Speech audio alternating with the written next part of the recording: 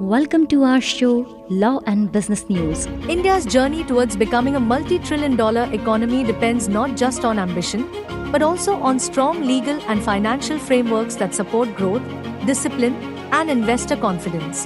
The IBC, first introduced in 2016, has been a game changer in resolving corporate distress and strengthening our insolvency ecosystem.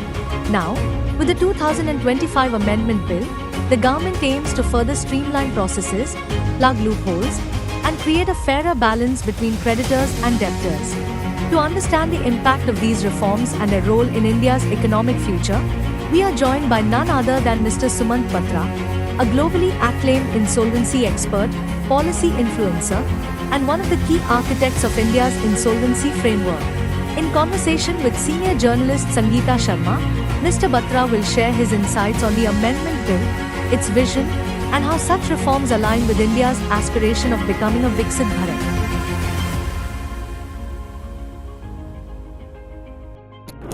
I'm Sangeeta Sharma. I'm a journalist. I cover the legal news, and we'll be talking about this insolvency law amendment bill, which has been tabled in the parliament on August 12 this year. We have with us Mr. Sumant Batra. He's an accomplished lawyer, renowned insolvency professional, and thought leader in corporate law. He will help us understand how these amendments will shape India's economic future. Welcome to this podcast, Mr. Batra. Thank you so much. Thank you so much, Sangeeta, for having me. So, Mr. Batra, tell us all about what is insolvency law and how it has helped companies to have a very smooth exit. And tell us right from the beginning, and over to you. Thank you so much. Sangeeta, you see, insolvency is largely understood as a law that facilitates the closure of the companies, which is true, that it does help in an efficient closure of the companies as part of what insolvency law is all about. But an insolvency law has a far greater significance in the economic system of any country. In fact, it sits at the heart of the financial architecture of any country.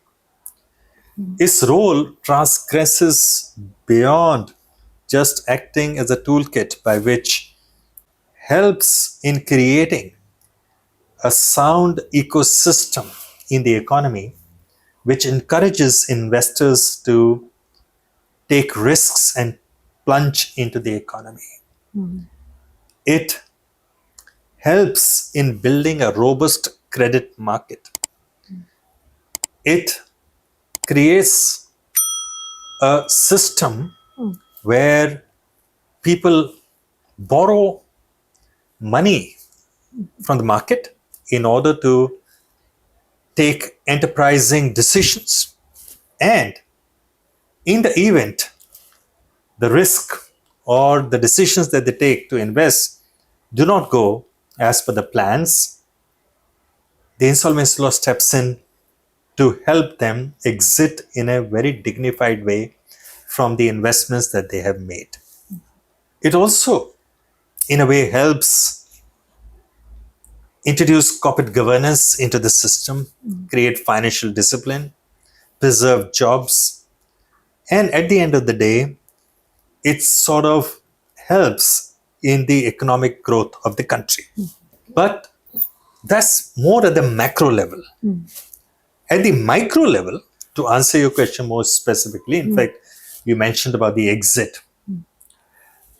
What an insolvency law does is, in very simple ways, it transfers assets which are otherwise valuable, but are trapped in the hands of incompetent management, transfer these assets or facilitate the transfer of these assets into the hands of more able and competent managers so that these assets can be put to more optimum use for the benefit of the economy. In a way, therefore, it rotates assets from the hands of inefficient managers to more efficient managers, in a way, therefore, optimizing the value of those assets for the benefit of the creditors, creating recapitalization for the lenders, which money is then rotated back into the economy and ultimately churns as a GDP in the economy. I would like to ask you, before independence, we had laws made by the British. So that time the Industrial Revolution had started, and our business started growing, and they took loans. Some people, like you can say, the mills were there. We were into a lot of industry. We were trying to cope up. So at that time, all those British laws were there. And all those 5-6 laws which were there, was it very difficult for Indians as a businessman to exit from the business if they're running into losses? Yeah. Then they had some problems to getting out. मतलब दिवालिया तो निकल जाता था, but they could not. नहीं, आपकी बात ठीक है, पर मैं थोड़ा सा स्टेप बैक करूंगा. हाँ. ब्रिटिश जब आए तो उन्होंने लॉज को कोडिफाई किया. इंडिया में लॉज, एक लीगल सिस्टम, जुडिशियल सिस्टम तो सेंचुरीज से ही था. वो हमारे पूरे सोशल स्ट्रक्चर का हिस्सा था. चाहे वो राजा थे, वजीर थे, या गांव के लेवल पे पंचायत, एक स्ट्रक्चर्ड वे था जिससे हमारा जस्टिस सिस्टम चलता था. पर वो कोडिफाइड नहीं था. मुगल्स ने उसको थोड़ा फरमान के हिसाब से बनाना शुरू किया, या उनके कुछ अपने हिसाब से ऑर्डर्स होते थे. हमारे यहाँ पे जितनी भी गाइडेंस सोसाइटी को मिलती थी इस्लामिक इन्फ्लुएंस से पहले, वो जो हमारे स्क्रिप्चर्स थे, जो हमारे एंशिएंट लिटरेचर है, उसमें लिखा होता था. वो हालांकि ज्यादातर वो मोरालिटी पे बेस्ड था, पर हमारा सिस्टम सारा था ही वैल्यू बेस्ड. व्यापार कैसे करना है, सारा लॉस थे, मोरालिटी और वैल्यूज बेस्ड सिस्टम था. लेकिन एंशिएंट लिटरेचर में लिखा था कि अगर कोई इसको वायलेट करता है तो उसके ये कॉन्सिक्वेंस होंगे. But there was no codified laws as such. Now these were practices, these were influences of the society and they worked very well. और उसमें इंसॉल्वेंसी भी थी. इंसॉल्वेंसी में क्या था? उसमें क्या है कि वर्ड इंसॉल्वेंसी नहीं था, वर्ड बैंकरप्ट नहीं था. आप ये भी कह सकते हैं कि दिवालिया निकल गया, वो भी वर्ड नहीं था एज सच. मगर नुएंसेस थी कि अगर आप किसी से बोरो करते हैं तो आप पे करेंगे, अगर नहीं पे करते हैं तो उसका कॉन्सिक्वेंस होगा. और अगर आप इसलिए पे नहीं कर सकते हैं कि आपके पास पैसे हैं ही नहीं, विच मीन्स टेक्निकली आप बैंकरप्ट हैं, तो आपके साथ क्या अंजाम किया जाएगा, वो सब लिखा हुआ था. और जहां नहीं भी लिखा था उसको समझा जाता था कि ऐसे होगा. सो वो सब था. मगर ब्रिटिशर्स ने आकर के उस हमारे इन सारे लॉज को मोस्टली कोडिफाई कर दिया. जो उनका अपना सिस्टम था उनको यहाँ पर वो लाना था, क्योंकि वो अदरवाइज कंट्री को गवर्न कैसे करते. हमारे सिस्टम्स को लेकर के वो कंट्री को कंट्रोल नहीं कर सकते थे. तो उन्होंने अपने लॉज, प्रैक्टिसेस को ला करके रखा, जिससे कि वो कोडिफाइड हो गए. अब बहुत साल तक तो जब तक ब्रिटिशर्स थे वो लॉ यूज होता रहा, क्योंकि उसको एडमिनिस्टर करने वाले भी ब्रिटिश थे. लॉज को एडमिनिस्टर करने वाले भी, और कोर्ट के जो जजेस थे, चाहे वो अंग्रेज हों चाहे इंडियंस अपॉइंटेड बाय अंग्रेज हों, उनका जो ट्रेनिंग थी, उनकी अप्रोच थी, वो ब्रिटिश लीगल सिस्टम पे बेस्ड थी. वो चली कुछ सक्सेसफुली, कुछ अनसक्सेसफुली. अब आपने कहा कि इंडिपेंडेंस के बाद क्या हुआ, कि ये कोडिफाइड लॉज वर्क करे कि नहीं करे, उनकी इफेक्टिवनेस कंटिन्यू हुई कि नहीं हुई. तो सवाल, आपके सवाल का जवाब है कि वो नहीं हुए. और उसकी वजह ये थी कि जब हम इंडिपेंडेंट हुए, हमने प्राइम मिनिस्टर, पहले हमारे प्रधानमंत्री जवाहरलाल नेहरू, कांग्रेस की सरकार, उनका जो पॉलिसी चॉइस था, क्योंकि जब ब्रिटिशर्स गए तो 1% के करीब की जीडीपी थी, 2% के करीब की. We were in a very Bad. poor state. We did not have even food grain to feed people. Economy तो बहुत दूर की बात थी. हमारी प्रायोरिटीज बहुत डिफरेंट थी. इंडस्ट्री खत्म हो चुकी थी बिल्कुल. और हमारा वर्क फोर्स भी है, वो भी जो ट्रेडिशनल वर्क फोर्स था हमारा, स्किल्ड लेबर, वो भी खत्म हो गया था, क्योंकि ब्रिटिशर्स ने वो इंडस्ट्री सेटअप करी जो वो चाहते थे कि वो यहाँ बने और वो उसको लेके जा सकें. तो जो हमारा शुरू से एक हुनर था हमारे लोगों का, वो इंडस्ट्री तो थी ही नहीं. तो जैसे आपने कहा कि इंडस्ट्रियल रेवोल्यूशन आया, तो वो इंडस्ट्रियल रेवोल्यूशन थोड़ा सा डिफरेंट तरह का था कि नेहरू ने चॉइस किया सोशलिस्टिक अप्रोच का, क्योंकि हमें नेशनल बिल्ड करना है, हमें अपनी सोसाइटी, अपने कल्चर, अपने सबको कंसोलिडेट करना है. तो उन्होंने चॉइस करी कि हम फ्री मार्केट इकोनॉमी नहीं करेंगे, हम एक प्रोटेक्टेड इकोनॉमी करेंगे, which is state sponsored economy. तो उन्होंने कहा कि स्टेट जिम्मेवारी लेगी बड़े बड़े एस्टेब्लिशमेंट्स को बनाने में. तो हमारे यहाँ पैदा हुए पब्लिक सेक्टर अंडरटेकिंग्स. अब एक क्लोज्ड इकोनॉमी में आपको जो लॉज चाहिए होते हैं वो उसी तरह के चाहिए होते हैं जो उस इकोनॉमी को सर्व कर सकें. जो ब्रिटिश लॉज थे वो इस इकोनॉमी के लिए बने नहीं थे.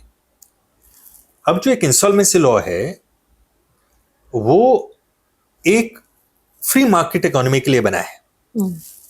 क्योंकि फ्री मार्केट इकोनॉमी में क्या होता है, जो स्टेट है ना वो वेल्थ नहीं क्रिएट करती. जैसे कि हमारे यहां पहले 60 साल में हुआ कि state will help you create wealth. Free market economy में स्टेट की रिस्पॉन्सिबिलिटी नहीं होती है वेल्थ क्रिएट करना. वो एक इकोसिस्टम क्रिएट करती है जिसमें सिटीजन्स खुद अपने लिए वेल्थ क्रिएट करें, अपनी कम्युनिटीज के लिए वेल्थ क्रिएट करें, और नेशन के लिए इन टर्न वेल्थ क्रिएट होती है और उससे जीडीपी बनती है, जैसा कि अमेरिका में है. और इंसॉल्वेंसी का पर्पस ये होता है कि जब फ्री मार्केट इकोनॉमी में लोग वेल्थ क्रिएट करने के लिए निकलते हैं तो वो क्या करते हैं, वो रिस्क लेते हैं कि मेरा ये आइडिया है, मैं इसको एक इंडस्ट्रियल एंटरप्राइज में कन्वर्ट करना चाहता हूं. वो बोरो करते हैं लोन. अब वो इंडस्ट्रियल एंटरप्राइज जो आपका आइडिया है में सक्सीड में फेल. अगर आप सक्सीड कर जाते हैं तो वेल्थ क्रिएट करेंगे. अगर आप फेल कर जाते हैं तो क्या आपको सोसाइटी पेनलाइज करे, आपको स्टिग्मेटाइज करे, आपको रिडिक्यूल करे, या आपको कहे कोई बात नहीं, so what if you failed, you should try again. That's the principle of free market, that even if you fail you should not be discouraged, you should still keep trying, and the society will keep giving you the next chance till you succeed, as long as you are being honest and you are acting in a responsible manner. And this is what insolvency law allows, that is the second chance, a dignified exit. अब यहाँ पे तो आपने India में पहले 50 साल licence राज रखा, आपने इतना कंट्रोल करके रखा इकोनॉमी को, सारा आपकी इंडस्ट्री, बिजनेस, इकोनॉमी स्टेट से कंट्रोल थी. बड़े बड़े आज भी नवरत्न से ज्यादा आपके इतने सारे बड़े बड़े हैं, बहुत अच्छे कुछ, लेकिन कुछ बेकार भी निकले थे. तो वहां पे जो हमारे इंसॉल्वेंसी लॉ वो वर्क ही नहीं कर रहे थे, क्योंकि they were in direct conflict with the free market principle with the closed economy. और एक और स्पेसिफिकली बात कहना चाहूंगा, अब क्योंकि स्टेट में एंटरप्राइजेस में जो पब्लिक सेक्टर अंडरटेकिंग्स हैं उसमें इतनी ज्यादा इन्वेस्टमेंट की गई स्टेट की, which is essentially tax payers money, तो आप उसको बंद भी नहीं कर सकते. अब वो यूनिट आपका प्रॉफिटेबल है कि नहीं है, पर उसमें अगर 3000 वर्कर काम कर रहा है तो उस जगह का पॉलिटिशियन तो आपको बंद करने नहीं देगा कि उसके 3000 वोट है, उसके फैमिलीज की वोट है. तो वो एक ट्रैप बन गया.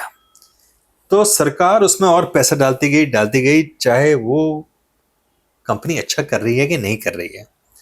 और उन्होंने इस तरह के लॉज भी बनाने शुरू कर दिए कि पब्लिक सेक्टर अंडरटेकिंग्स के लिए स्पेशल ट्रीटमेंट होगी, वो इंसॉल्वेंसी में जाएंगे नहीं सरकार से पूछे बिना। तो आपके उस तरह की डेवलप हो गई पॉलिसी, और इस पूरे अप्रोच में इंसॉल्वेंसी लॉ की इंपॉर्टेंस तो थी नहीं कुछ भी। इसी वजह से जब 1991 में बैलेंस ऑफ पेमेंट क्राइसिस आया, डॉक्टर मनमोहन सिंह पर और नरसिम्हा राव प्राइम मिनिस्टर थे, और हमारी इकोनॉमी में एक रेवोल्यूशनरी चेंज आया, तो सबसे बड़ा उस समय जो हम मिस करते थे वो ये था कि इंसॉल्वेंसी लॉ ही नहीं है, क्योंकि हम फ्री मार्केट के लिए हमने इतना बड़ा प्लंज लिया 91 में। तो अब फ्री मार्केट इकोनॉमी आ गई, लेकिन अब हमारे पास वो लॉ जो है वो अपडेटेड नहीं थे। तो आपकी बात ठीक है कि इस दौरान इंसॉल्वेंसी लॉज बहुत निगलेक्टेड रहे, इनइफेक्टिव रहे, और उनकी कंट्रीब्यूशन इकोनॉमी में बिल्कुल नेग्लिजिबल रही। और जो फॉरेन इन्वेस्टर है वो भी चाहता है कि there should be resolution very fast, and our laws are so tedious that which takes lot of time for companies to close also, even not even close but other जैसे all our court cases are pending since very long, तो business suffers a lot for 20 साल तक court में चल रहा है, तुम्हें पता ही नहीं है। तो how will अब जो एटमॉस्फेयर इससे कैसे सुधरेगा और जल्दी कैसे निपटारा होगा? तो संगीता, अभी तो पहले तो 91 की बात करते हैं जो आपने कहा। तो 1991 से 2014 तक इकोनॉमी खुलने के बाद से 2014 में जब एनडीए की सरकार बनी, इस दौरान आप लेके चलिए कि आप 25 साल की बात कर रहे हैं, 25-30 साल, इस 25-30 साल में हमारी जीडीपी ने बहुत अच्छी ग्रोथ करी, क्योंकि इकोनॉमिक रिफॉर्म्स हुए। पहले वो नरसिम्हा राव की प्राइम मिनिस्टरशिप में, उसके बाद वाजपेयी भी बने प्राइम मिनिस्टर, इंडिया शाइनिंग में, उसके बाद यूपी, हाँ इंडिया शाइनिंग में, यूपीए 1 में भी अच्छी ग्रोथ हुई, डबल डिजिट टच कर गए थे।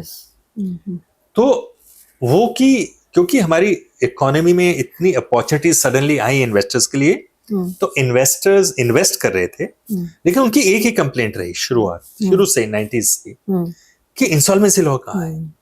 क्योंकि आप हमारे को कहते हो कि कंट्री में आके इन्वेस्ट करो, लेकिन अगर आप इतने अच्छे अच्छे एंट्री लॉज बना रहे हैं तो आप एग्जिट लॉ भी तो दो, क्योंकि हर अच्छी इकोनॉमी में दोनों की उतनी इंपॉर्टेंस है, एंट्री लॉज की भी और एग्जिट लॉज की भी। Exit laws means insolvency laws. और 2014 तक वो सिचुएशन थी कि वाइंडिंग अप में 10 साल लगते थे, तब हाई कोर्ट के पास थी वाइंडिंग अप पावर। 8 से 10 साल एवरेज में लगता था। आपकी जो रिकवरी थी, जिसे कहा जाता है एज ग्लोबल प्रिंसिपल्स पे बताता हूं कि as to a dollar 8 to 10 pence थी, जबकि बड़ी बड़ी इकोनॉमीज, सोफिस्टिकेटेड इकोनॉमीज में आप as to a dollar 70-80 cents आपकी रिकवरी होती है थ्रू इंसॉल्वेंसी प्रोसेस। तो ये बहुत बड़ी कंप्लेंट थी ग्लोबल इन्वेस्टर कम्युनिटी की इंडिया से कि आप इंसॉल्वेंसी लॉ क्यों नहीं मॉडर्नाइज कर रहे। ये नहीं है कि स्टेप्स नहीं लिए गए। 1997 से तो मैं ही इन्वॉल्व हूं। अच्छा।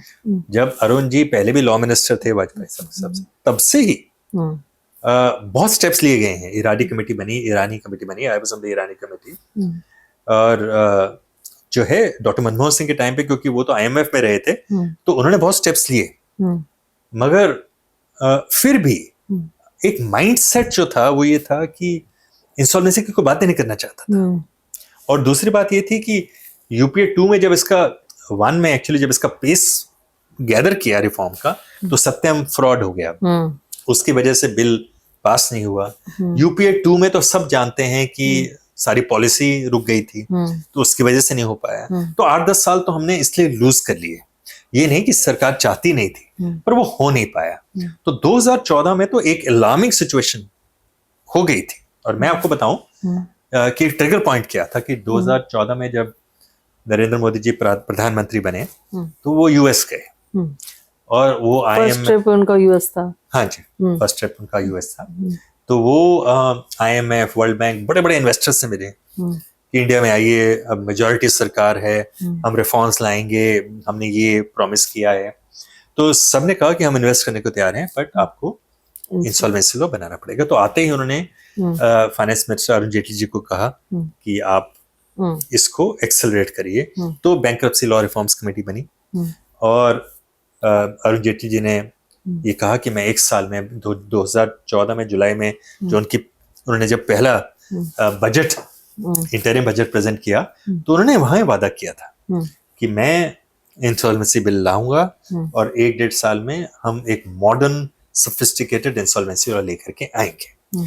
मैं माफी चाहता हूँ आपके सवाल का इतना लंबा जवाब दिया, बट नहीं लंबा नहीं। अब आप थोड़ा अपने बारे में बताइए, आप इंसॉल में फिर कैसे जेटली जी ने आपको भेजा, आप अपनी सारी जर्नी बताइए ना। अपनी जर्नी आप तो अपनी पहले बताइए, आपका जन्म कहाँ हुआ था? मुझे अपने शुरू से पहले में हम आपके बारे में मैं तो एक छोटे से गांव में पैदा हुआ, हिसार में, हरियाणा में। और आप लॉ में कैसे आए थे? तो संगीता, मैं मेरे फादर गवर्नमेंट सर्वेंट थे, चंडीगढ़ में मैं पढ़ता था। तो हालांकि मैंने लॉ में एडमिशन ले ली थी क्योंकि मेरे फादर चाहते थे कि मैं आईएएस बनूं, तो वो चाहते थे कि लॉ करो, साथ साथ एक बैकअप प्लान होता था। पाकिस्तान से माइग्रेट किए थे आपके फादर? मेरे फादर 6 इयर्स के थे जब वो 1947 में उस समय जब इंडिया पाकिस्तान का विभाजन हुआ तो वहां से आए थे। मेरे ग्रैंडफादर थे लेट 30s अर्ली 40s में, तो वो आए थे। उनकी अपनी स्ट्रगल है एक। खैर मेरे फादर भी लॉयर हैं। अच्छा, फादर आल्सो लॉयर? हाँ, लॉयर थे। सॉरी, अब तो उनका इंतकाल हो गया, but he was also lawyer, but he went into government service. अच्छा। सो मेरे को मैं तो वो चाहते थे कि आईएएस ऑफिसर बने, बिकॉज आप 1980s की बात कर रहा हूँ मैं। 1980s में नेशनल एस्पिरेशन जो होती थी, एक जो यंग जनरेशन की, वो होती थी गवर्नमेंट जॉब में चले जाओ, डॉक्टर, इंजीनियर और गवर्नमेंट में चलो कोई भी मिल जाए गवर्नमेंट जॉब। लड़कियों के लिए होता था कि डॉक्टर बन जाओ, टीचर बन जाओ, जो नीचे के तबके से आते थे वो नर्स तक बन जाओ। प्राइवेट का तो कोई माहौल ही नहीं था ना उन दिनों। तो चाहते थे, लेकिन एक एपिसोड हुआ जिसकी वजह से मेरा एकदम माइंड चेंज हो गया कि मैंने कहा कि नहीं, आईएएस ने मुझे लॉयर ही बनना है। वो आपको बताता हूँ मैं कि वो मेरे फादर जब सेक्रेटरी हरियाणा लेजिस्लेटिव असेंबली थे, बहुत सीनियर इंपॉर्टेंट पोजीशन होती है और पॉलिटिकली बहुत इंपॉर्टेंट होती है। जैसे यहाँ पे सेक्रेटरी जनरल लोकसभा होते हैं, तो वो स्टेट में सेक्रेटरी होते हैं। और उस समय एक चीफ मिनिस्टर थे, उनका नाम ले लूंगा। वो इलेक्ट हुए तो उन्होंने आते ही मेरे फादर से कहा कि आप रेजिग्नेशन दे दीजिए, मैं अपना आदमी अपॉइंट करना चाहता हूँ। तो मेरे फादर ने कहा कि मैं तो गवर्नमेंट जॉब में हूँ, मैं सिलेक्शन से आया हूँ, मैं क्यों रिजाइन करूँ, मेरी कोई पॉलिटिकल अपॉइंटमेंट तो है। तो उन्होंने कुछ 5-6 महीने तो बहुत तंग किया, प्रेशर डाला, गाड़ी ले ली, फोन कटवा दिया घर पे, सब कुछ कर दिया, सबकी कि ये शर्त है, तंग होके छोड़ जाएं। एक दिन फिर जब उन्होंने देखा कि ये तो जा नहीं रहा है, तो उन्होंने सर्विसेज टर्मिनेट कर दी। तो मेरे फादर जवाहरलाल गुप्ता वकील अब नहीं रहे, बहुत जाने माने सीनियर लॉयर थे सर्विस लॉ के। तो उनके पास गए कि रिट फाइल करनी है और इमीडिएटली करनी पड़ेगी, बिकॉज वो किसी और को पॉइंट करके कर देंगे तो इन्फेक्शियस हो जाएगा, स्टे मिल भी जाता है। तो मैं साथ गया उनके मॉरल सपोर्ट देने के लिए, और मैं 2 घंटे बैठा। उन्होंने उसी वक्त ही पिटीशन डिक्टेट कराई जवाहरलाल गुप्ता जी ने। वो सुबह मेंशन हुई चीफ जस्टिस को वहां पर, और चीफ जस्टिस ने कहा कि 1 घंटे बाद हम इसको टेकअप करेंगे।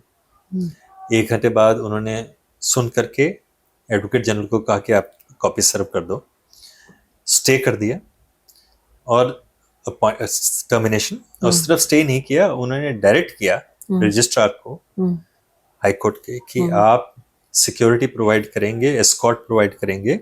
अच्छा। कि mister Batra will go back to Vidhan Sabha and he will join back duties and he will make sure that he is not obstructed.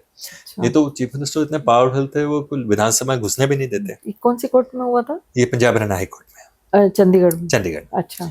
तो वो जब मैंने देखा वो 2 दिन में कि एक लॉयर की क्या पावर होती है और एक कोर्ट की क्या सुप्रीमेसी होती है, क्या इतने पावरफुल चीफ मिनिस्टर जिसके नाम पे लोग थर-थर कांपते थे। फिर मैंने कहा कि आईएएस बन के क्या फायदा। तो फिर उस दिन मेरा माइंड चेंज हुआ कि मैंने कहा कि नहीं, अब तो लॉ ही करनी है। तो इस तरह से लॉ में आए। फिर मैं 93 में फिर उन्हीं के साथ प्रैक्टिस करा। वो भी एक बड़ी कहानी है। उसके बाद जब 3 साल लॉ होगी, 3 साल की होती थी लॉ, तो जिस दिन मैंने अपना अगस्त में 1989 में लॉ का आखिरी पेपर दिया, तो मैं उनके घर पहुंच गया। मेरे पास स्कूटर होता था, मुझे याद है आज भी, HYX53 वेस्पा।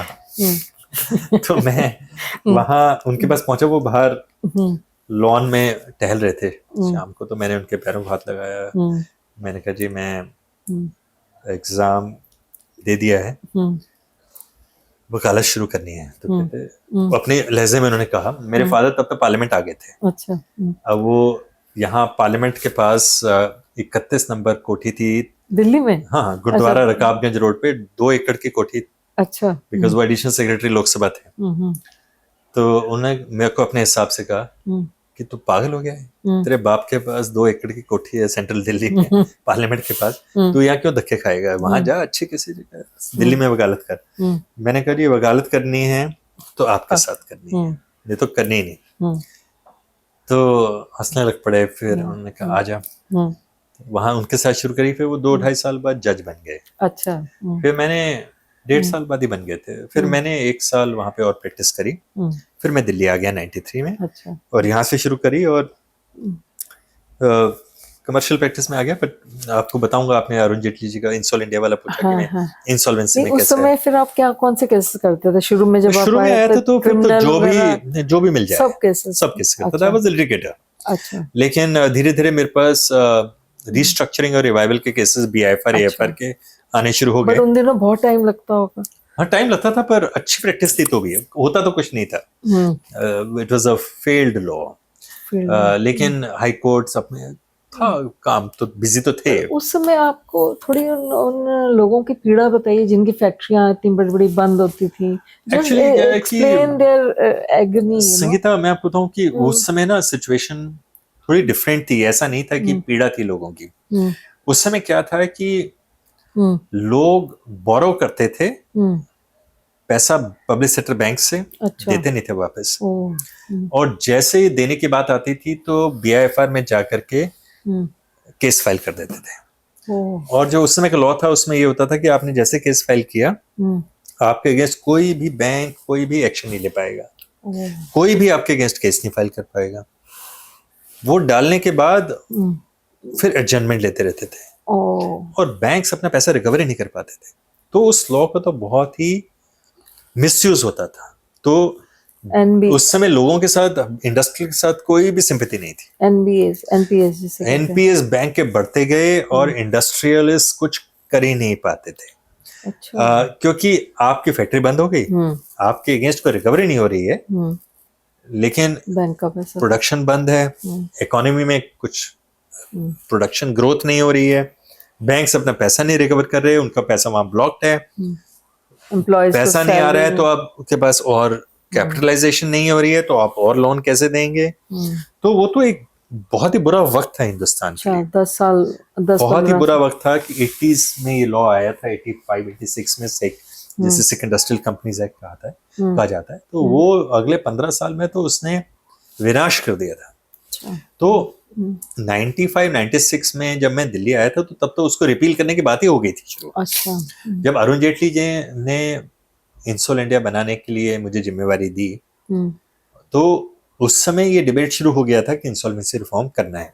ये तभी ये साल की बात है? ये 1997 में जो है उन्होंने ये इंसॉल इंडिया एसोसिएशन करके एक बनाई थी, जो कि लंदन बेस्ड इंसॉल इंटरनेशनल है, उसका इंडिया चैप्टर था। अच्छा। इंसॉल का पूरा फॉर्म क्या है? उसको इंसॉल ही कहा जाता है, इंसॉल्वेंसी का शॉर्ट है। अच्छा। तो वो उन्होंने मुझे जिम्मेवारी दी। जस्टिस मनमोहन सरीन पहले प्रेसिडेंट बने, वो दिल्ली हाई कोर्ट के जज थे। जस्टिस DP वधवा हुआ करते थे, वो उनके इनिशिएटिव पे जस्टिस अरुण जेटली जी ने ये जिम्मेवारी दी थी। तो वहां से तो वो फिर हमारा पूरा एक किस्म से मूवमेंट शुरू हो गई थी 90 से, और फिर 96 से तो फिर मैं प्रैक्टिस से पॉलिसी रिफॉर्म में भी आ गया। फिर मैं इंसॉल इंटरनेशनल में यूके चले गए। मैं यूके गया नहीं, पर मैं यूके में इंसॉल इंटरनेशनल के बोर्ड पे सिलेक्ट हो गया। अच्छा। और 2001 में 10 साल मैं बोर्ड पे रहा and became president of INSOL International, the first Indian, first Asian and the youngest. अच्छा। अभी तक उनका कोई ऐसा प्रेसिडेंट नहीं बना जो कि 60 से कम हो, तो I was only 39-40 when I became the president. So that was a big achievement for Arun मेरे लिए। तो अरुण जेटली जब मैं प्रेसिडेंट बोला तो बहुत खुश हुए थे, उन्होंने मुझे मोबला का एक पेन का सेट दिया था। मुझे याद है लोधी रेस्टोरेंट होता था लोधी गार्डन में, वहां पे मेरे को ऑनर करने के लिए डिनर हुआ था, तो उन्होंने मुझे ऑनर किया था। तो इंसॉल्वेंसी में तो अब उम्र ही गुजर गई, आप ये कह सकते हैं। मैंने बहुत काम किया है तो पॉलिसी पे। क्या एक्सपीरियंस रहा आपका इसमें? सो मैं वही आ रहा हूँ कि 2014 में जब अरुण जेटली जी को ये जिम्मेवारी प्रधानमंत्री जी ने दी, तो उन्होंने BLRC बनाई, बैंक्रप्सी लॉ रिफॉर्म्स कमेटी, और 1.5 साल में बिल टेबल हो गया पार्लियामेंट में, IBC जिसे कहते हैं, वो पास भी हो गया 2016 में मई के आखिर में, दोनों हाउसेस से प्रणब मुखर्जी प्रेसिडेंट थे जी, मई में पास हुआ। और संगीता, वो जो लॉ 2016 में आया, वो वर्ल्ड में जो बेस्ट लॉ हो सकता है इंसॉल्वेंसी का, वो वैसा है। अच्छा, it was a very forward looking, very sophisticated, very modern insolvency law. और लेकिन प्रॉब्लम क्या है कि इंडिया में हमारा एक ट्रैक रिकॉर्ड जो है वो बहुत पुअर रहा है। वो ये कि हम अपने लॉज बनाने में बहुत अच्छे हैं, आज प्रॉब्लम होगी कल लॉ बन जाता है, मगर उसको इम्प्लीमेंट करना नहीं आता हमें। हालांकि वो भी एक बहुत बड़ी लंबी डिबेट है कि क्यों इम्प्लीमेंट नहीं हो पाता है, जबकि पार्लियामेंट लॉ बनाती है तब। क्योंकि हमारे यहाँ पर जो लोगों का ना ओनरशिप का लॉज का इतनी जल्दी नहीं आता है, बिकॉज लोगों को ये लगता है कि ये लॉ हमारे से पूछ के तो बनाया नहीं, हमें कंसल्ट करके तो बनाया नहीं, हमारी तो इसमें हिस्सेदारी है नहीं, हमसे किसी ने पूछा नहीं, तो लोग बड़े रिबेल हो जाते हैं। और डेमोक्रेसी में ये होता है जरूरी कि आप लोगों, जो लॉज हैं वो नीचे से ऊपर आने चाहिए। मींस कि लोगों का जो सेंटिमेंट है, जो उनकी डिमांड है, that should become the law. तो कई बारी हमारा कि हालांकि स्ट्रक्चर्ड प्रोसेस है पार्लियामेंट में, आप बिल टेबल करते हैं बाय, तो वो ऑब्वियसली उसका कंसल्टेशन प्रोसेस होता है। जो MPs वोट करते हैं वो अपनी कॉन्स्टिट्यूएंसी में करोड़ों लोगों को रिप्रेजेंट करते हैं, तो ऐसा नहीं है कि लॉज रिप्रेजेंटेटिव वो पीपल नहीं होते हैं, मगर जो टेक्निकल लॉज होते हैं उसमें जो एक्सपर्ट्स हैं मार्केट में, उनको ये बड़ा होता है कि हमें भी इन्वॉल्व करके चलें। ठीक है। इस बारी जब ये लॉ इम्प्लीमेंट करने की बारी आई, तो एक किस्म से आप ये लेके चलिए कि टोटल मिशन बना, एक रोड मैप बना, पूरी पॉलिटिकल विल के साथ, कि इसको इम्प्लीमेंट करना है पूरी माइट के साथ और उसको एक सक्सेस बनाना है। उसमें मेरा थोड़ा भी रोल रहा। तो मैंने देखा कि कैसे पहले 2 साल में एक रेवोल्यूशनरी तरह से इसको अमेंड किया गया और बहुत सक्सेसफुल रहा। काफी केसेस हुए उन दिनों। देखिए, ऐसा है कि जो बैंक्स हैं वो अभी भी सोचते थे यार कि पता नहीं कैसा होगा, अभी वेट करते हैं, देखते हैं। तो जब देखा सरकार ने कि ये तो बैंक्स आ ही नहीं रहे आगे, और IBC को इम्प्लीमेंट करना सिर्फ इसलिए जरूरी नहीं था कि IBC एक इंसॉल्वेंसी लॉ मिसिंग था। अब 2016 तक क्या सिचुएशन हो गई थी संगीता, कि हमारे जो नॉन परफॉर्मिंग एसेट्स हैं बैंक्स के, वो एक अलार्मिंग लेवल पे चले गए थे कि बैंकिंग सेक्टर क्राइसिस के वर्ज पे था, कोलैप्स करने के वर्ज पे था। एसेट्स की क्वालिटी इतनी पुअर थी कि इस समय आपको बैंक्स में NPLs को डील करना बहुत जरूरी था। अब उन्होंने पैसा भी लेंड करना बंद कर दिया था क्योंकि सारा पैसा ब्लॉक था NPLs में, उनके पास लिक्विडिटी नहीं थी। तो जब देखा कि अब भी IBC पास हो गया लेकिन लैंड नहीं कर रहे, जो बैंक्स जो है केस फाइल नहीं कर रहे, तो RBI banking regulation act amend हुआ। अच्छा। और RBI को पावर दी गई कि वो बैंक्स को डायरेक्शन दे सकते हैं कि आप इन केसेस का इंसॉल्वेंसी में लेके जाओ।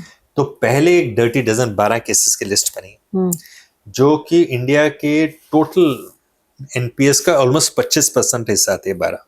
12 केसेस के बाद से टोटल 25%। नाम ले सकते हैं आप उनके? उसमें से 4-5 का नाम ले सकता हूँ, कोई तो पब्लिक डोमेन में है, कुछ तो मैंने एडवाइस भी किया है, जैसे एमटेक ऑटो लिमिटेड है, अच्छा। उसके बाद एक मोनेट इस्पात, एसआर स्टील, अच्छा। Bhushan steel, Bhushan power, JP Infratech, okay. और आलोक इंडस्ट्रीज। तो ऐसे 12 केस थे, और इलेक्ट्रो स्टील भी था। तो ये सब 12 केस पहले फाइल हुए। अच्छा, डर्टी डजन। हाँ, डर्टी डजन कहा जाता है। और उसमें और उसके बाद कुछ महीनों बाद एक और लिस्ट आई 24-25 केसेस की। तो टोटल मिलाकर के लगभग 40-45-50% के एनपीएस केसेस आईबीसी में आ गए, और बहुत अच्छी तरह से उनको हैंडल किया गया। उसमें से पहले 12 में से तो 1 या 2 लिक्विडेशन में है या अभी पेंडिंग है, बाकी सब सॉल्व हो गए। अच्छा। करोड़ों लाखों करोड़ रुपया रिकवर हो गया। और बैंक्स में एकदम सडनली एनपीएस 2% से नीचे आ गए, 3% से नीचे आ गए, और उनके पास लिक्विडिटी भी बहुत हो गई। सो आईबीसी तो रिवोल्यूशनरी था। नहीं, एक सेकेंड आपको रोकूंगी। ये जो इंसॉल्वेंसी लॉ है, उसमें कोर्ट के थ्रू नहीं जाना होता, you have to separately do the proceedings, ऐसा कुछ है क्या? करना होता है? तो उसमें क्या हुआ कि आईबीसी में जो 4-5 मेजर चेंजेस हुई पुराने लॉस को लेकर के, हाई कोर्ट से जुरिसडिक्शन ले ली गई, और एक स्पेशल बैंक्रप्सी ट्राइब्यूनल बन गए, ट्राइब्यूनल, जिनका की नाम है नेशनल कंपनी लॉ ट्राइब्यूनल। तो अब केसेस बैंक्रप्सी ट्राइब्यूनल में जाएंगे, एनसीएलटी। हाँ जी, national company law tribunal, NCLT. वो बैंक्रप्सी ट्राइब्यूनल्स हो गए। तो उसका ये हुआ कि आप अब स्पेशल कोर्ट्स हैं जो सिर्फ बैंक इंसॉल्वेंसी केसेस को हैंडल करेंगे, ताकि जल्दी से हो जाए। दूसरा ये किया गया कि जैसे ही इंसॉल्वेंसी पिटीशन फाइल होगी, तो एक इंसॉल्वेंसी प्रोफेशनल अपॉइंट होगा जो उस कंपनी को रन करेगा, और पुरानी मैनेजमेंट बाहर हो जाएगी। वो कौन करता है appoint? Insolvency professional qualified lawyers, chartered accountants, कोई भी बन सकता है जिसका 10 साल का एक्सपीरियंस है और एग्जाम क्लियर करे, और उसको IBBI, insolvency and bankruptcy board of India license दे। अच्छा। तो नए लॉ में 2016 में insolvency and bankruptcy board of India एक रेगुलेटर भी बना, जिसका काम है ऐसे प्रोफेशनल्स को लाइसेंस करना, उनका डिसिप्लिन भी रखना, और ये जो प्रोसेस है पूरा इंसॉल्वेंसी का, उसके रेगुलेशंस भी बनाना। अच्छा। तो ये इंसॉल्वेंसी प्रोफेशनल अपॉइंट होता है जो कंपनी को मैनेज करता है, रन करता है। अच्छा। और मालिकों को बाहर कर दिया जाता है। और जो इंसॉल्वेंसी प्रोफेशनल है, वो एक जितने भी उस कंपनी के लेंडर्स हैं, क्रेडिटर्स हैं, उनकी कमेटी बनती है, फाइनेंशियल क्रेडिटर्स की, जो कि बैंक्स की तरह लोन देते हैं, और उनसे पूछ के वो इंसॉल्वेंसी प्रोफेशनल अपना काम करेगा। अच्छा। कंपनी को संभालेगा, और फिर वो इनवाइट करेगा मार्केट से लोगों को, कंपनीज को, कि आप आकर के अब इस कंपनी का रेजोल्यूशन प्लान दें, और अगर वो लेंडर्स की जो कमेटी है वो अप्रूव कर देगी, तो आप इस कंपनी को टेक ओवर कर सकते हैं। अच्छा। तो उस प्लान में आप किस लेंडर को कितना पैसा देंगे वो बताएंगे, और इस कंपनी को आप कैसे रिवाइव करेंगे, टर्न अराउंड करेंगे, वो भी बताएंगे। अगर वो कमेटी ऑफ क्रेडिटर्स उस प्लान को अप्रूव कर देती है एक वोट परसेंटेज से, तो वो प्लान अप्रूव हो जाता है। फिर वो इंसॉल्वेंसी प्रोफेशनल उस प्लान को एनसीएलटी में फाइल करता है, और फिर उसको वो एनसीएलटी अप्रूव करती है, अगर वो आईबीसी की जो प्रोविजंस हैं उसको मीट करता है, वायलेट नहीं करता है। इस टाइम इनमें कितना टाइम लगता है? लॉ में तो ये लिखा है कि 180 days from filing till approval of the plan, approval of the plan by the COC 180 दिन। नहीं, अगर कोई आता ही नहीं है प्लान लेके, देन दैट 180 डेज, फिर उसमें वो यही मैं आपको बता रहा हूँ कि अगर 180 दिन में अगर प्लान में लेके कोई नहीं आता है, या और वजह से डिले हो जाती है, तो आप 90 दिन की और एक्सटेंशन ले सकते हैं। और फिर बाद में अमेंडमेंट करके 60 दिन और डाल दिया गया था। अच्छा। तो मैक्सिमम 330 डेज है। और उसमें क्योंकि लिटिगेशन होती है, स्टे हो जाता है, तो इसकी वजह से उन्होंने ग्राउंड करके दिया। सो ये एक प्रोसेस पूरा आईबीसी के अंडर होता है और बहुत सक्सेसफुल हुआ पहले 3 साल में। अच्छा। उसके बाद कोविड के बाद और कोविड के दौरान तो 1 साल सस्पेंड ही हो गया था लाइसेंस। कोविड के बाद थोड़ा सा इस लॉ का स्लाइड आना शुरू हुआ कि डिलेज बहुत होनी शुरू हो गई। क्या वजह? उसकी कई वजह थी। एक तो ये कि एनसीएलटी के मेंबर्स जो है 61 और 62 की स्ट्रेंथ थी, है अभी भी। जो क्योंकि एनसीएलटी जो है वो आईबीसी के अंडर नहीं बनाया गया, वो कंपनीज एक्ट के अंडर था। अच्छा। लेकिन वो बनाया गया था 2001 में, लेकिन वो चैलेंज सुप्रीम कोर्ट में होता रहा, सुप्रीम कोर्ट में चैलेंज क्लियर भी हो गया, लेकिन वो 2016 तक सेटअप नहीं हुआ था। ठीक है। जब 2016 में आईबीसी आया तो सरकार ने कहा कि हम एनसीएलटी की जो आईबीसी के अंदर जो एडजुडिकेटिंग अथॉरिटी बनाएंगे, बैंक्रप्सी कोर्ट बनाएंगे, उसकी पावर हम एनसीएलटी को देंगे। अच्छा। हम अलग नहीं बनाएंगे। तो एनसीएलटी को ही डेजिग्नेट कर दिया गया बैंक्रप्सी कोर्ट। तो ये ऑल ओवर इंडिया है? हाँ जी, अलग अलग बेंचेस हैं। तो उस समय 2000 में जब शुरू में बना था तो 62 मेंबर रखा था। अच्छा। अब इतने साल होने के बाद आईबीसी भी आ गया उस एनसीएलटी के पास, तब भी 60 ही मेंबर। अच्छा। तो उसकी वजह से, और 60 मेंबर भी कभी पूरे रहे नहीं आज तक। कितनी कोर्ट्स हैं 60 में? यहाँ देखो, दिल्ली बॉम्बे में 4 बेंचेस 3 6 5 5 होती रहती हैं। हाँ। और धीरे धीरे बने, कभी पहले चंडीगढ़, अब चंडीगढ़ भी, जयपुर, कोलकाता, अहमदाबाद, अच्छा। कटक, इंदौर, कोची, ऐसे बेंगलोर, हैदराबाद, चेन्नई, अच्छा। ये सब जगह है। लेकिन शुरू में तो कम थे, स्ट्रेंथ नहीं है। और स्ट्रेंथ में, और कभी भी 62 मेंबर एक बारी में रहे नहीं, कभी 15, कभी 30, कभी 40, कभी 20, फिर रिटायर हो गए उसको। तो इसकी वजह से बैकलॉग बहुत हो गया। और हमारे यहाँ पे आपको पता है कि लिटिगेशन सोसाइटी है, रोज कोई ना कोई अड़चन भी आती रहती है। और मैं ये भी मानना चाहूंगा कि लॉयर्स भी रिस्पॉन्सिबल हैं, एडजमेंट्स लेकर के वो भी डिले करते रहे संगीता। तो वो इतना बैकलॉग हो गया क्रिएट कि वो डिलेज बहुत हो गई। तो 180 दिन तो क्या, अब तो 990 दिन लग जाते हैं। तो उसकी वजह से थोड़ा सा डीमोरलाइजेशन आ गई थी मार्केट में। बैंक्स ने बड़े केसेस आईबीसी में ले जाने फिर से बंद कर दिए। कितना टाइम लगता है, उस टाइम की वजह से जो वैल्यू है वो भी ड्रॉप कर जाती है एसेट्स की।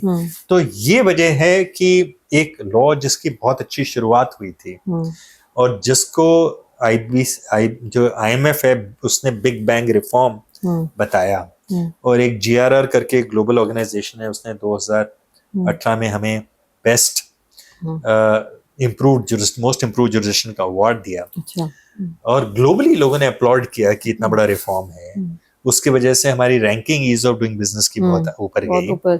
लेकिन पिछले 3 साल से बहुत कंसर्न था कि ये 4 साल से कि आईबीसी जो है उसका इफेक्ट और इम्पैक्ट थोड़ा सा गिर रहा है। इसीलिए जो आपने शुरू में कहा कि अमेंडमेंट बिल आ रहा है। तो उसमें अब स्पेसिफिक क्या क्या अमेंडमेंट्स हैं? में 4-5 चीजें होंगी उसमें। देखा जाए बहुत बड़ा बिल है ये। अच्छा। सबसे बड़ा बिल आया है। पर अमेंडमेंट्स तो कुछ ही होंगी। बहुत अमेंडमेंट्स हैं। अच्छा, लेकिन मैं उसको 4-5 कैटेगरीज में डालना चाहूँ। अच्छा, ठीक है। पहली कैटेगरी है कि ये नेक्स्ट जनरेशन रिफॉर्म्स को इंट्रोड्यूस कर रहा है, कि जिसे हम IBC 2 कहते हैं। और वो उसकी डिस्कशन 2023 में शुरू हुई थी, तो थोड़ा बिलेटेड आ रहा है। अब तक आ जाना चाहिए था, क्योंकि हम वर्ल्ड में ये सब चीजें जो अब हम कर रहे हैं 7-8 साल 10 साल पहले आ चुकी हैं। तो फिर भी लेकिन वो आ रही हैं, और वो है 3। एक है क्रॉस बॉर्डर इंसॉल्वेंसी। अच्छा। एक है ग्रुप इंसॉल्वेंसी, और तीसरा है pre insolvency resolution, which means कि अब आप, क्योंकि आईबीसी में बहुत देर लगता है एनसीएलटी में, तो आप बहुत सारा ये प्रोसेस बिना एनसीएलटी जाए भी कर सकते हैं। सिर्फ आपको एनसीएलटी के अप्रूवल लेने के लिए जाना पड़ेगा। तो ये 3 एक किस्म से फ्यूचरिस्टिक रिफॉर्म है, अगर मैं आपको बताऊं। दूसरा सेट ऑफ अमेंडमेंट्स जिसे मैं कहूं तो वो हैं डिलेज को एड्रेस करने के लिए और जो प्लान को इम्प्लीमेंटेशन में हमारा जो पिछले 7-8 साल का एक्सपीरियंस रहा है कि प्रॉब्लम्स आती हैं उसको एड्रेस करने के लिए। तो उसमें जैसे मैं आपको 2-4 एग्जांपल देता हूँ। डिलेज में उन्होंने अब ये कह दिया है कि क्योंकि एनसीएलटी को 14 दिन के अंदर पिटीशन एडमिट करनी होती है और साल लग जाता है, तो उन्होंने कहा है कि जहाँ पे आपको टाइमलाइन प्रोवाइडेड है कि इसके अंदर आप डिसाइड करेंगे, अगर आप नहीं करते हैं उस टाइमलाइन में तो आप रीजंस देंगे। दूसरा उन्होंने कह दिया है कि एडमिशन पिटीशन में आप सिर्फ 2 ही चीजें देखेंगे कि डेट और डिफॉल्ट है कि नहीं। डिफॉल्ट के लिए आपको बहुत सारी चीजें देखने की जरूरत है नहीं है, आप सिर्फ इंफॉर्मेशन यूटिलिटी में अगर वो रजिस्टर्ड है डिफॉल्ट, क्रेडिटर ने कराया हुआ है तो वो बहुत है। और तीसरा कि आप और किसी फैक्टर को नहीं देखेंगे एडमिशन के लिए। बहुत रेयरली ऐसा कानून में कहा जाता है, लेकिन क्योंकि एक्सपीरियंस ये रहा है कि लोग पार्टीज हर तरह की बात रेज करते हैं एनसीएलटी के सामने, तो अब उन्होंने एनसीएलटी को एक बड़ा हथियार दे दिया है कि जैसे ही कोई और इशू को रेज करता है डिफॉल्ट के अलावा, तो आप इस प्रोविजन को साइड करके कहेंगे कि आप ये इशू रेज नहीं कर सकते। क्योंकि लॉयर्स तो पर्सुएसिव होते हैं ना, वो तो कहेंगे नहीं जी ये भी इशू लॉ में कहाँ है, तो एक तो ये कहती है। और उन्होंने ये भी कह दिया कि प्लान अप्रूवल में भी आपको 30 दिन के अंदर करना पड़ेगा, क्योंकि टाइमलाइन थी नहीं, और अगर नहीं करते हैं तो आप उसका बताएंगे। उन्होंने इम्प्लीमेंटेशन में भी बहुत स्टेप्स लिए अच्छे, बहुत लंबी लिस्ट है लेकिन आपको 3-4 बताता हूँ।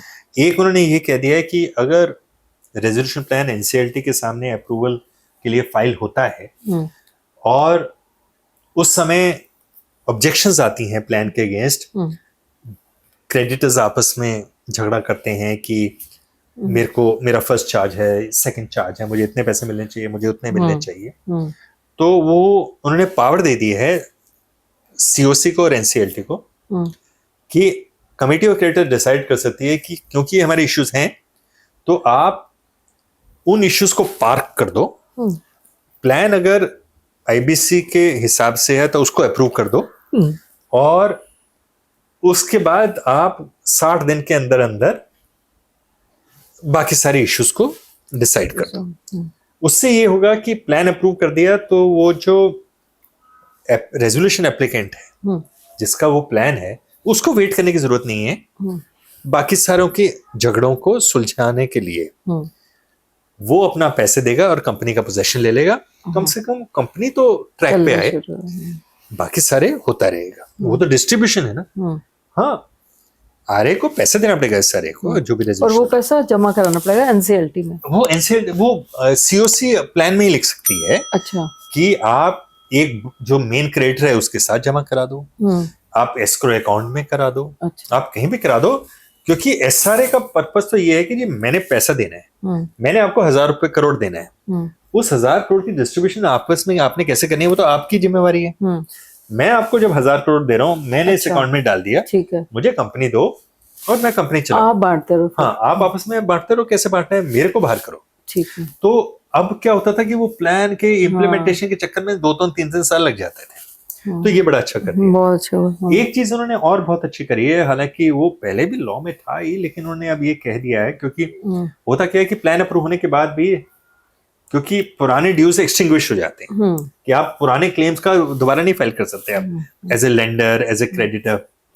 तो ये होता क्या था कि प्लान अप्रूव हो गया तब भी इनकम टैक्स वाले पुरानी डिमांड भेजते रहेंगे, इलेक्ट्रिसिटी वाले पुराने बिल भेजते रहेंगे, जितने भी और गवर्नमेंट के डिपार्टमेंट्स हैं वो आपको पुरानी डिमांड भेजते रहेंगे, और वो कहेंगे जी हम आपका बिजली का कनेक्शन रिस्टोर ही नहीं करेंगे जब तक आप पुराने ड्यूज ना दो। जबकि पुराने ड्यूज जो हैं वो रेजोल्यूशन प्लान जो एनसीएलटी ने अप्रूव किया है उसके हिसाब से पे होने हैं। अगर आपका इलेक्ट्रिसिटी बिल 5 करोड़ का था और वो उसके लिए आपको 50 लाख दे रहा है, वो लॉ के हिसाब से दे सकता है और वो अप्रूव हो गया है, तो आपको 50 ही मिलेगा ना। लेकिन वो कहते नहीं जी आप तो पूरे 5 करोड़ दो पुराने। तो अब उन्होंने लिख दिया आईबीसी में ही कि वो एक्सटिंग्विश हो जाएंगे, वो आगे का पे करेगा, पुराने का पे नहीं करेगा।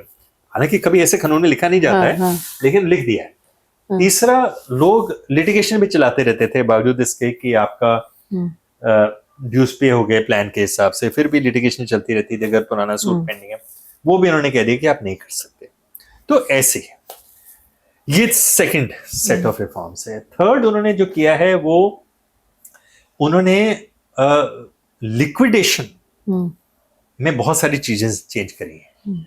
अब उन्होंने कमिटी ऑफ क्रेडिटर्स को लिक्विडेशन प्रोसेस में भी कंटिन्यू कर दिया। पहले लिक्विडेशन ऑर्डर पास हो जाता था तो कमिटी ऑफ क्रेडिटर्स बाहर हो जाती थी, वो सिर्फ एनसीएलटी और लिक्विडेटर के बीच की बात रह जाती थी। लिक्विडेटर अपनी मनमानी कर रहे थे बहुत। लिक्विडेटर मतलब बंद कर दी कंपनी, हाँ, मतलब सेल नहीं करी, लेकिन बंद करने नहीं, लिक्विडेटर और लिक्विडेशन ऑर्डर जब पास होता है तो उसके बाद लिक्विडेशन शुरू होती है। अच्छा, एसेट सेल होते हैं, सेल होते हैं और बाकी को दिए जाते हैं। हाँ, तो वो लिक्विडेटर की जिम्मेवारी होती है। ओके, लिक्विडेटर्स को कोई गाइडेंस करने वाला नहीं था, सुपरवाइज करने वाला नहीं था। तो अब उन्होंने सुपरविजन मैकेनिज्म बना दिया है। उन्होंने कहा है कि कमिटी ऑफ क्रेडिटर्स लिक्विडेशन में भी होगी। अच्छा, और उन्होंने पावर भी दे दी है कमिटी ऑफ क्रेडिटर्स को लिक्विडेटर को चेंज करने की, अच्छा, अगर वो उससे सेटिस्फाइड नहीं है। और भी बहुत सारी चीजें लिक्विडेशन प्रोसेस में वो लेके आए हैं, इंक्लूडिंग कि लिक्विडेशन से वो वापस रेजोल्यूशन में लेके जा सकते हैं अगर उनके पास अच्छा प्रपोजल आ जाता है जिससे उनको बेटर मनी मिलती है। तो मेजर ये लिक्विडेशन में चेंज है। चौथा उन्होंने जो किया है वो है कि उन्होंने विड्रॉल, पिटीशन का जो विड्रॉल है, अवॉइडेंस ट्रांजैक्शंस हैं, ऐसी बहुत सारी छोटी मोटी चीजें मैं आपको उस बकेट में डालूंगा। कम से कम 30-35 हैं जो कि छोटी बड़ी कई तरह की हैं जो इस कैटेगरी में आती हैं, वो भी की हैं और वो भी सारी अच्छी फॉरवर्ड लुकिंग हैं। तो ये 4 बकेट्स में मैं इसको डालना चाहूंगा। पांचवा बकेट भी मैं एक किस्म से कह सकता हूँ वो ये है कि ये जो बिल है ये किस्म का फिर से पॉलिटिकल विल रीइंफोर्समेंट की बात करता है कि हमें इतनी बड़ी चेंजेस भी करनी पड़ी तो हम करेंगे। We are determined to make this law successful and ensure that it continues to support the economic growth of the country. So ये अब मैंने बहुत समराइज वे में बताया संगीता, क्योंकि बिल्कुल ठीक है, क्योंकि ये तो बहुत एक चीज और मैं आपसे पूछना चाहती हूँ, ये जो क्रिमिनल जिनके पीछे केसेस हैं, जैसे लोग बाहर चले गए, विजय माल्या हो गया, नीरव मोदी हो गया, तो they could go for this process. तो विजय माल्या जब गए तो उस टाइम पे तो आईबीसी था ही नहीं, ये उससे पहले की बात है। अच्छा, ठीक है। नीरव मोदी जो है वो उनकी कंपनी में ना तब तक इंसॉल्वेंसी फाइल हुई थी और ना उन्होंने खुद फाइल की थी, तो वो चले गए। अब जहां तक इंसॉल्वेंसी पिटीशन की बात है, वहां पर यूएस में किसी ने फाइल की थी कंपनी के अगेंस्ट। अच्छा, लेकिन अगर प्रोमोटर बाहर चले जाता है तो आप क्या करते हैं, कंपनी तो इंडिया में ही है ना, और लोन तो कंपनी को दिया हुआ है ना, तो वो नीरव मोदी को दिया नहीं किसी ने। नीरव मोदी गारंटर हो सकते हैं उस लोन को पे करने के लिए जो कि उनकी कंपनी ने लिया। तो अब कंपनी यहाँ है, कंपनी के अगेंस्ट आप इंसॉल्वेंसी भी फाइल कर सकते हैं या रिकवरी के लिए भी फाइल कर सकते हैं। और बैंक्स का जो डिसीजन होता है ना फाइल करने का, वो बहुत फैक्टर्स पे डिपेंड करता है। इंसॉल्वेंसी में कंपनी आप तब लेकर के जाते हैं जब कंपनी में एसेट्स हो जिसकी आपको पता है कि वैल्यू है और कोई वो वैल्यू देने को तैयार होगा। और जहां पर क्रिमिनल प्रोसीडिंग शुरू हो जाए बहुत ज्यादा किसी कंपनी के अगेंस्ट, जैसे डायमंड है फॉर एग्जांपल। अब डायमंड्स आप या जितने भी थे डायमंड, असली, नकली, लो क्वालिटी, हाई क्वालिटी, वो सब फ्रॉड की वजह से अटैच्ड हैं। तो अब वो नहीं, फ्रॉड का क्या कौन सा एलिमेंट था उनका? जो जैसे विजय माल्या के सारे एसेट्स यहाँ पे सीज कर लिए गए हैं और उनको बेच के वो अपना पैसा रिकवर कर ले। नहीं, तो फिर मुझे मिला कि तो स्टोरी डिफरेंट है संगीता, उसमें तो थोड़ा बताओ। बहुत सारा पैसा आ भी गया है। हाँ। तो व्हाई ही इज बीइंग अभी भी, क्योंकि उन्होंने लॉ तो वायलेट किया ना कि छोड़ के चले गए थे, उन्होंने कोऑपरेट नहीं किया। That is the only I don't know, मैं इसको हैंडल नहीं कर रहा तो मैं पूरी डिटेल्स नहीं बता पाऊंगा। पर विजय माल्या का जो इशू है वो बहुत सारे उनके जो यहाँ एसेट्स हैं वो रिकवरी प्रोसीडिंग्स में बेच दिए हैं बैंक्स ने, और पैसा काफी रिकवर भी कर लिया है, पूरा नहीं किया बट काफी सब्सटेंशियल कर लिया है।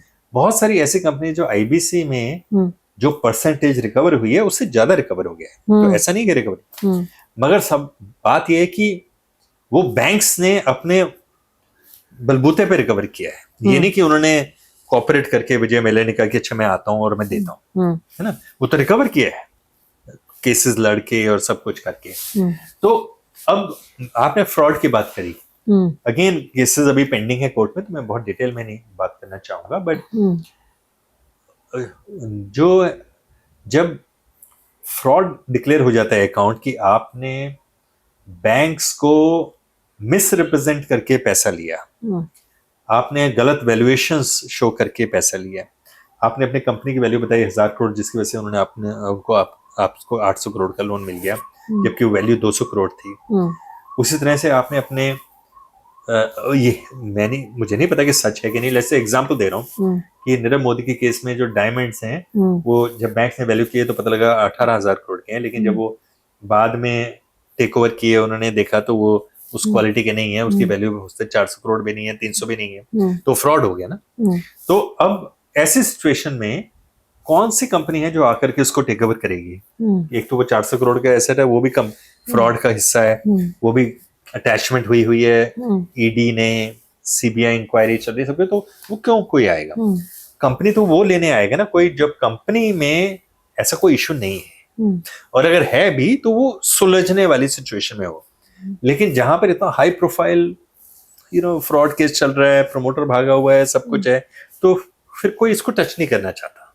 नहीं, अगर किसी का इंसॉल्वेंसी में चला गया है मैटर और फिर भी उसने अंदर से फ्रॉड किया हुआ है, तो then what is the recourse? तो लॉ में क्या है? लॉ में रिकोर्स बड़ा सिंपल है संगीता, कि जो लॉ है ये इंसॉल्वेंसी लॉ भी, वो फ्रॉड को एसेट से अलग कर देता है। कैसे? कि फ्रॉड का कॉन्सिक्वेंस होता है कि आपने एक हमारी क्रिमिनल लॉज जो है उसको वायलेट किया है, उसकी आपको पेनल्टी मिलेगी, उनको मिलेगी जिन्होंने वो फ्रॉड किया है।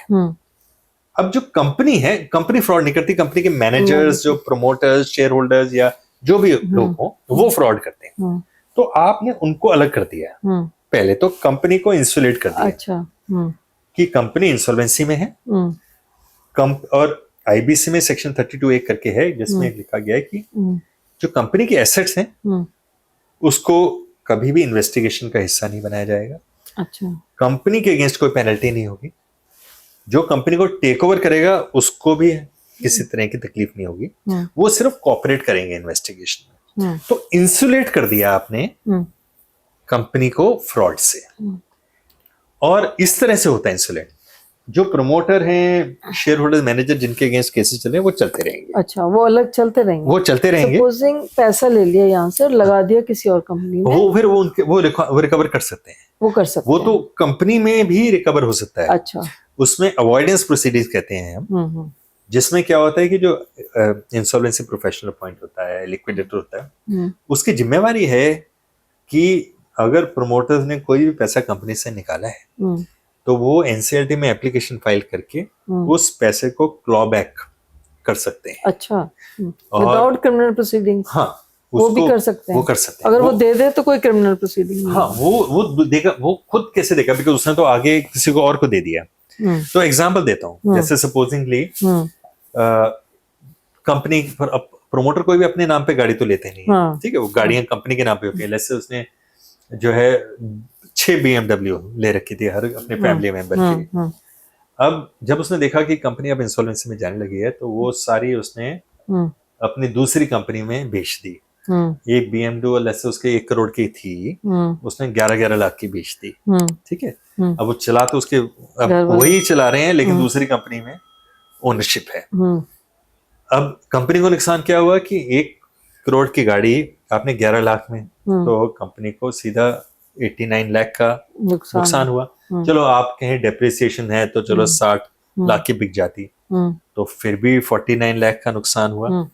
तो वो इंसॉल्वेंसी प्रोफेशनल एप्लीकेशन फाइल करके प्रमोटर से गाड़ी ले सकता है, और अंडर वैल्यूड है तो, और वो जो अगर वो रिलेटेड पार्टी है तो भी उससे निकलवा सकता है। तो ये तो मैंने आपको एग्जांपल दिया, और यहाँ तो हजारों करोड़ की भी बात हाँ होती है। वही actually that was the query ना, जी। लोग और इंसॉल्वेंसी में डाल देते, can not get away with even all this, है ना।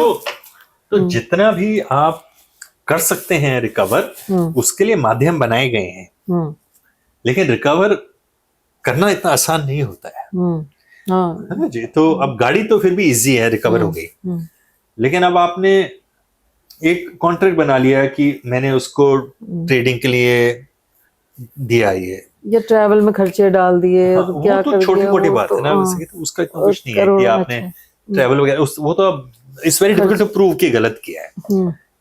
बड़ी बड़ी चीजें होती हैं कि आपने अपनी एक सिस्टर कंपनी को कॉन्ट्रैक्ट दे दिया कि आप मेरे को ये, जैसे जैसे घी बनाने की कंपनी है, एग्जांपल दे रहे हैं।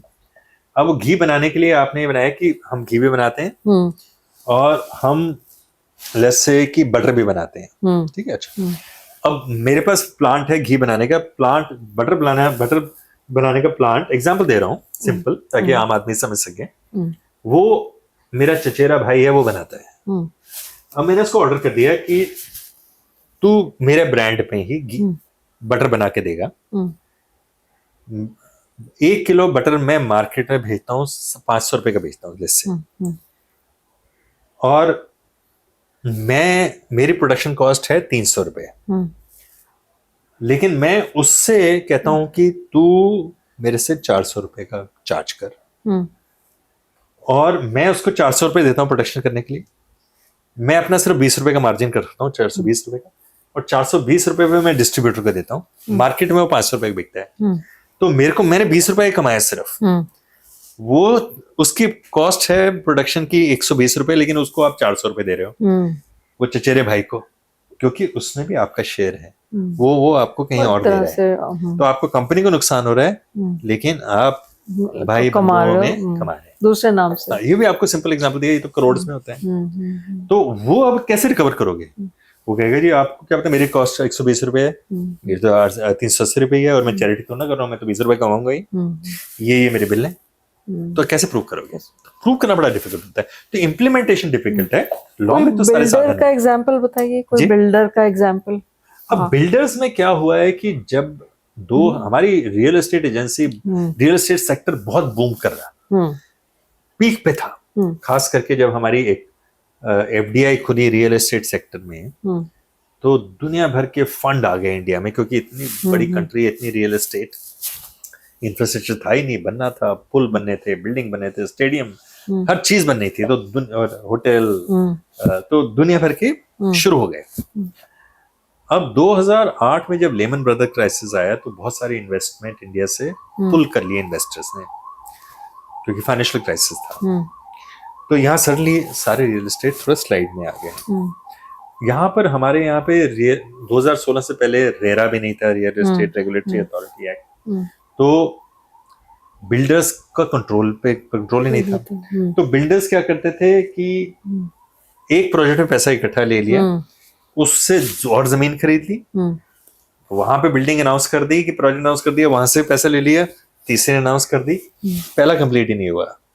और जब फाइनेंशियल क्राइसिस आया तो उनके पास पैसे नहीं थे, क्योंकि वो पैसा तो निकाल करके उन्होंने और जमीनें खरीद ली। एक जमाना था कि बर्थडे पार्टीज की फोटो फ्रंट पेज पे एडवर्टाइजमेंट की तरह आती थी हर बिल्डर की। मैं नाम नहीं लेना चाहता, यहाँ पर कैश भी था जब, इवन अरबों रुपए। तो हमारी हालत रियल एस्टेट सेक्टर की बहुत ही इतना डिसऑनेस्ट सेक्टर रहा है। तो आप देख ही रहे हैं, तो 2016 में जब लॉ आया तो जेपी इंफ्राटेक एक बहुत बड़ी कंपनी गई, और लेकिन होम बायर्स थे, उनको कमिटी ऑफ क्रेडिटर्स की, जैसे मैं बात बता रहा था, तो उसमें सीट नहीं मिली, क्योंकि वो क्रेडिटर नहीं माने जाते थे, वो होम बायर माने जाते थे, कस्टमर माने जाते थे। तो वो लॉ अमेंड किया 2017 में, और उनको कस्टमर की जगह क्रेडिटर का स्टेटस दिया गया, और वो कमिटी ऑफ क्रेडिटर्स में बैठते हैं। अच्छा। और उसकी वजह से बहुत सारे रियल एस्टेट सेक्टर के केसेस आईबीसी में आ गए। वो अच्छा है या बुरा, ये बहुत डिबेट है, क्योंकि उसकी वजह से इतना बर्डन हो गया आईबीसी में, एनसीएलटी पे, हम्म, कि जो बड़े बड़े और केसेस थे वो निगलेक्ट होने लग गए।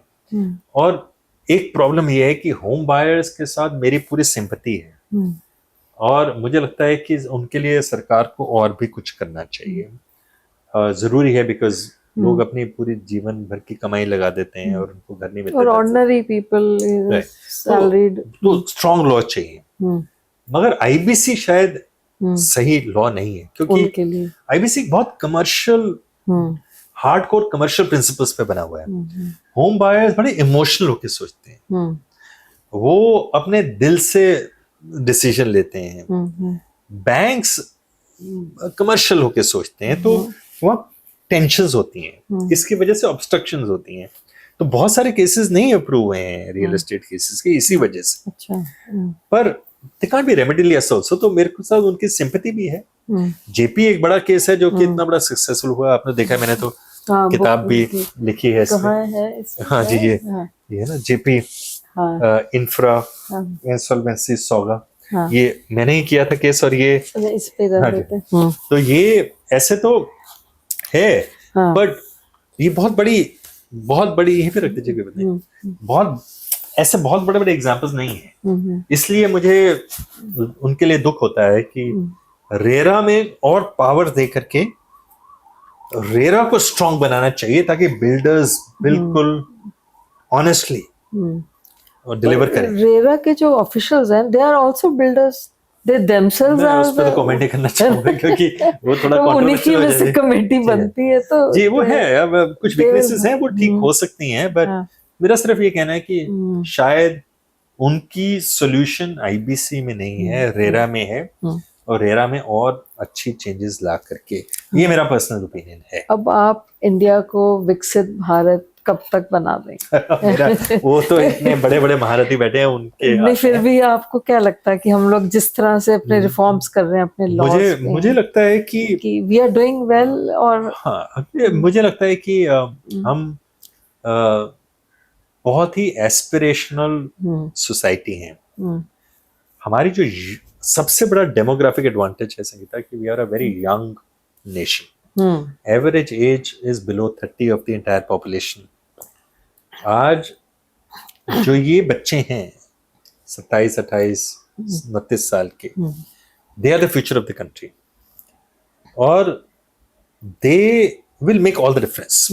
हमारी रिस्पॉन्सिबिलिटी हमारी जनरेशन की है कि we create the right infrastructure for them to make use of, और इंफ्रास्ट्रक्चर लीगल, इकोनॉमिक प्रिंसिपली, वो हम इनको दें तो वो इसका अच्छा इस्तेमाल करें। एंड आई एम श्योर जब वो पावर में आएंगे, जो आज के 28-29 साल के बच्चे हैं, वो अगले 5, 7, 8, 10 साल में, चाहे वो आईएएस ऑफिसर हैं, चाहे वो पॉलिटिशियंस हैं, चाहे वो एमपीज हैं, मिनिस्टर्स हैं, लॉयर्स हैं, जजेस हैं, इंडस्ट्रियलिस्ट हैं, they will make a real difference.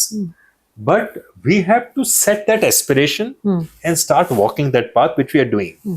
It's not easy, because आपको 2047 तक अगर आपको डेवलप्ड कंट्री बनना है, विकसित भारत बनना है, तो आपको near about 8% economic GDP growth चाहिए। बिल्कुल। और वो इतना आसान नहीं है, क्योंकि अभी भी हमारे सिटीज जो अर्बन सेंटर्स हैं, जो कि मेन इंजन्स ऑफ ग्रोथ होते हैं, वो बहुत कम है।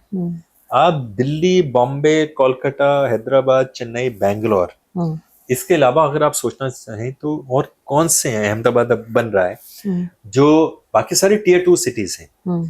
अर्बन जो हमारा अर्बन इंफ्रास्ट्रक्चर है वो बहुत स्ट्रांग होना चाहिए।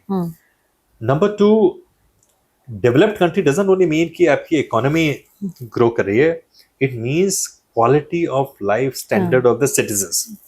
हर सिटीजन का एक क्वालिटी ऑफ लाइफ दे सके, ईज ऑफ लिविंग, जैसे प्रधानमंत्री ईज ऑफ लिविंग दे सके। तो उसके लिए आपको फिर ऐसा इंफ्रास्ट्रक्चर चाहिए ना, जो कि वर्ल्ड क्लास हो, जो आपको London, Chicago, New York, Singapore, Hong Kong, Sydney main centres में मिलता है, और भी ऐसे 100 से ऊपर आपको वर्ल्ड की सिटीज मिलेंगी।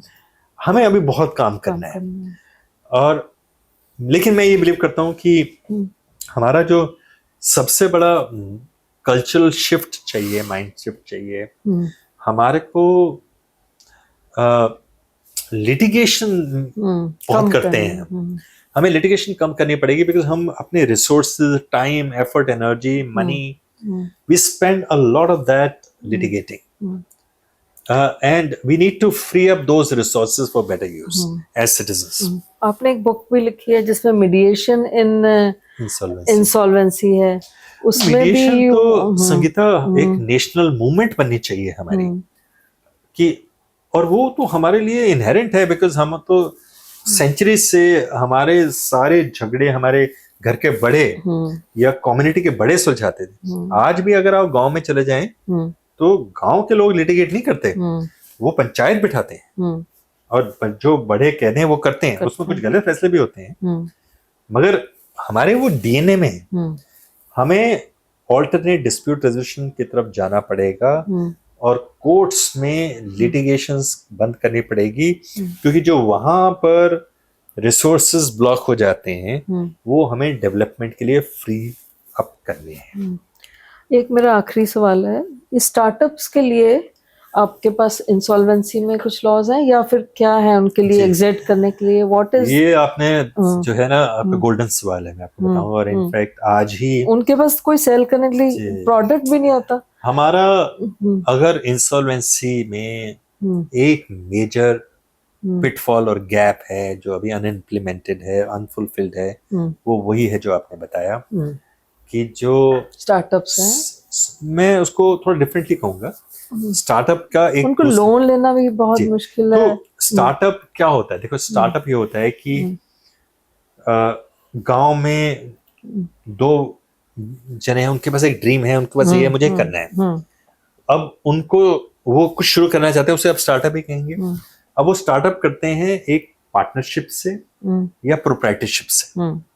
एक छोटी दुकान भी कोई डालता है तो वो कंपनी थोड़ा ना इनकॉर्पोरेट करता है, वो कोई एलएलपी थोड़ा ना बनाता है, वो तो अपने नाम पे अकाउंट खोल देता है, अपने नाम से शुरू कर देता है, उसको लोन भी उसके नाम पे मिलता है।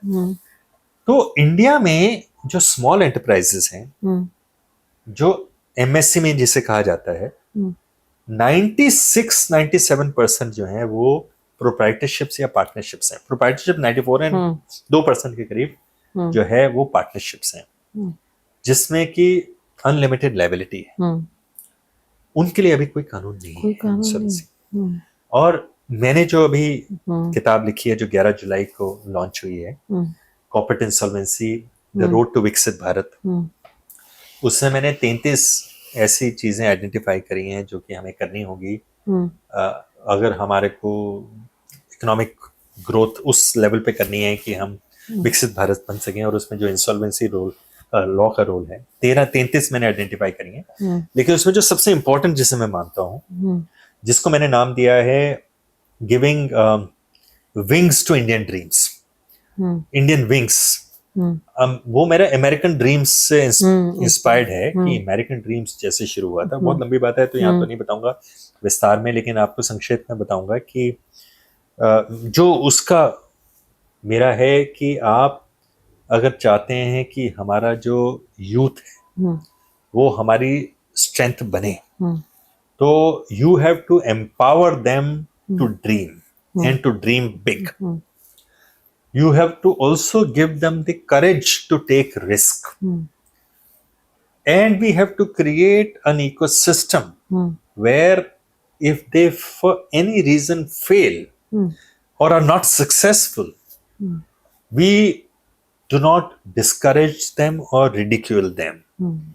We do not stigmatize them. We give them a second chance if they fail. They are the one who will transform India. And for that you need a robust insolvency system. और उसके लिए अब insolvency law academy जिसने इस bills में भी बहुत लाने में बहुत मदद करी है, और जो अभी रिफॉर्म आ रहे हैं उसमें बहुत इनपुट दिया है। आगे के लिए आज ही मैंने इनफैक्ट अनाउंस किया है अपने लिंक्डइन अकाउंट पे कि हमने एक ग्लोबल राउंड टेबल सेटअप करी है on individual insolvency. Small enterprises के इंसॉल्वेंसी के लिए। Very good. और अगले 1-1.5 साल मेरा खुद का अटेंशन फोकस इस पे रहेगा, बहुत और बढ़िया। हम एक गवर्नमेंट को 1-1.5 साल में एक अच्छा व्हाइट पेपर बना के देंगे पॉलिसी के लिए, हम्म, ताकि 2027 के लिए हम्म, हमारे पास इस गैप को फिल करने के लिए एक अच्छा मटेरियल हो। एंड होपफुली अगर वो आ जाता है जिस तरह का एटलीस्ट मेरा विजन है, I am sure that will change the game. It'll be a game changer. And we will hopefully have a brilliant next generation reform in 2027. Very, आज आपसे बहुत कुछ जानने को मिला मुझे, और हमारे दर्शकों को भी आशा है कि सब कुछ आज पता चल गया होगा। धन्यवाद mister Batra ji. Thank you. Thank you. फिर से मिलते हैं और एक नए प्रोग्राम के साथ।